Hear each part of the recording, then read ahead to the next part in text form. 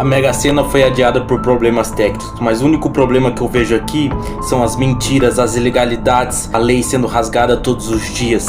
A mentira sobre a prisão do Bolsonaro, sobre a prisão de Daniel Silveira por parlar, a sua principal função, sobre a Débora Dona Hilda, morte de Clezão assinada embaixo pelo ministro do Supremo com apoio da imprensa velha, vendida e podre. Isso é só uma cortina de fumaça para esconder a lavagem de dinheiro da esposa de Moraes e o seu parceiro, entupidos até a goela no escândalo do Banco Master em 120 milhões de reais. Aí eu te pergunto, será que esse sistema tá preparado? Ou você tá preparado para olhar esse sistema e ver essa mentirada, essa covardia, essa corrupção instaurada desde o início dos séculos? Ou desde o início de Luiz Inácio Lula da Silva?